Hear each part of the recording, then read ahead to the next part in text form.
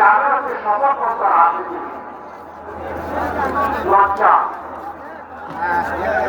একজন বিচারক যখন শপথ নেন বিচারক হিসাবে, তখন তিনি বলেন যে আমি কারো প্রতি কোন পক্ষ বিপক্ষ অবলম্বন করবো না, আমি সম্পূর্ণ নিরপেক্ষ থাকবো, কারো প্রতি আমি অনুকম্পা দেখাবো না এবং কারো প্রতি আমি বিরাট জানাবো না। যার যেটা পাওনা বিচারের মাধ্যমে আইনের ভিত্তিতে সে শিক্ষা পাবে।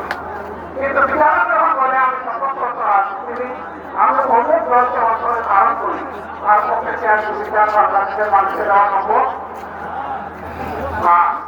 সেই বিচারকদের কেউ কেউ এদেশের বঞ্চিত গর্বিত মানুষগুলোকে মাঠের রায় দেওয়ার করে সব দিয়ে বলতেন অমুককে আজকে মাটি দিয়ে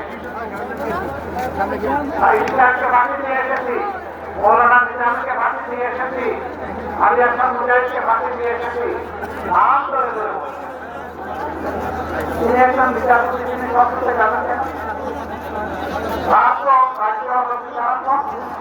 এর বাইরে তো তার বিচারণ হওয়ার কথা না। তিনি যদি রাজনীতি করতে চান তাহলে বিচারকের হাতে রিজাইন করে আসুন। সেই রাজনীতিতে আমরা দেখলাম বিচারক রাজনীতি এই গত 5 দিন পরে তারা পালিয়ে গিয়ে উন্নতি কাজ করে দিতে লাগলেন। তারা সিলেট সীমান্ত দিয়ে পার হওয়ার জন্য গিয়েছিলেন, প্রমাণপত্র তারা যেতে পারেন নাই। জনতার জানে তারা আশা করেছে। জনতা তাকে জঙ্গলের মধ্যে আবিষ্কার করলো, জিজ্ঞেস করলো জনাব আপনার নাম? তিনি বললেন আমার নাম আব্দুল চৌধুরী। তারা বললো আপনি কালো মানি? তিনি বললেন যে আমি বিচারক। আপনি এখন কোথায় আছেন?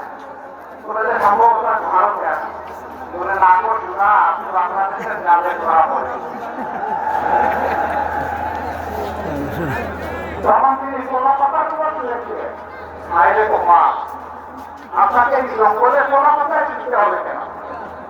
এই কারণে তারা অপকর্ম ছিল আকাশ। এই জন্য সাহসের সাথে বাংলাদেশে থাকার সাহস করেন।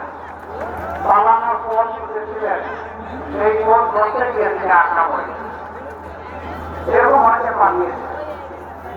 তারা পালিয়ে যাওয়ার পরে জনগণ ধারণা করেছিল এরা 5.5 বছর আমাদেরকে বড় জ্বালাতন করে, এখন তারা পালিয়ে গেছে, আমরা এখন